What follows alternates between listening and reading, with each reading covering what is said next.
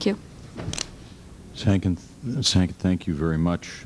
Our final witness is also using an assumed name, and again we ask our friends in the media to respect the need for her to protect her family. And we finally call on Nayirah to testify. Mr. Chairman and members of the committee, my name is Nayirah, and I just came out of Kuwait.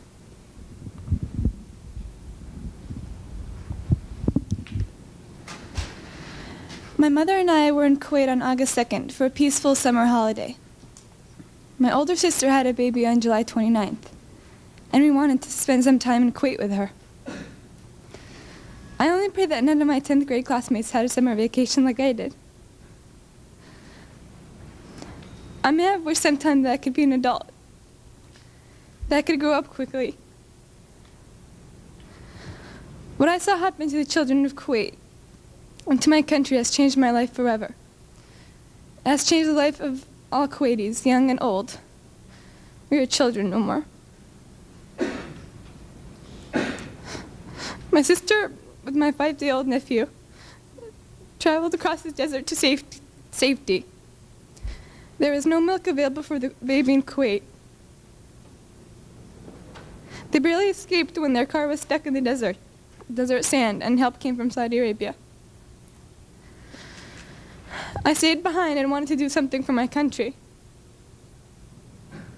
The second week after an invasion, I volunteered at the Al-Adan hospital with 12 other women who wanted to help as well. I was the youngest volunteer. The other women were from 20 to 30 years old.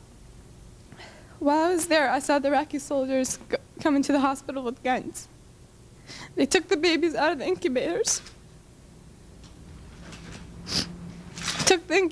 and left the children to die on the cold floor.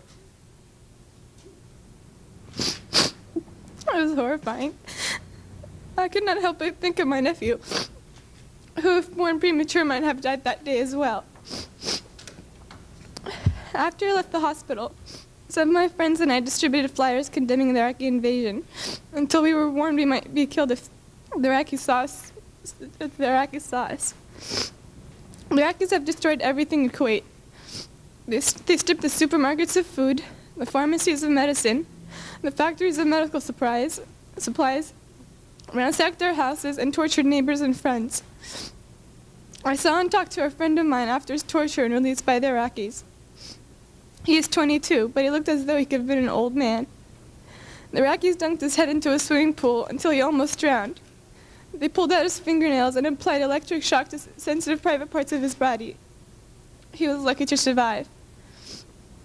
If an Iraqi soldier was found dead in a neighborhood, they burned to the ground all the houses in the general vicinity and would not let firefighters come until only ash and rubble was left. The Iraqis were making fun of President Bush and verbally and physically abusing my family and me on our way out of Kuwait.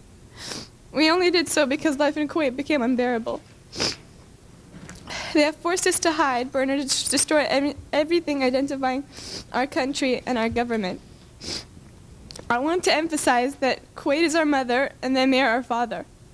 We repeated this on the roofs of our houses in Kuwait until the Iraqis began shooting at us. And we shall repeat it again.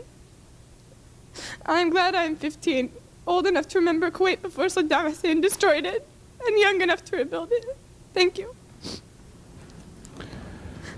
Nayirah, thank you. And let me thank all of our witnesses. We've passed 8 years in the existence of the Congressional Human Rights Caucus. We've had scores of hearings about human rights abuses throughout the world.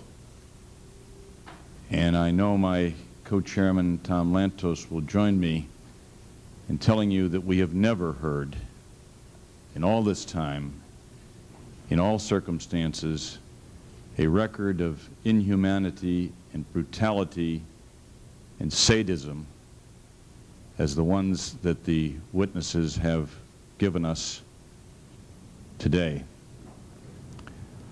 I don't know how the people of the civilized countries of this world can fail to do everything within their power to remove this scourge from the face of our earth. And the witnesses, by providing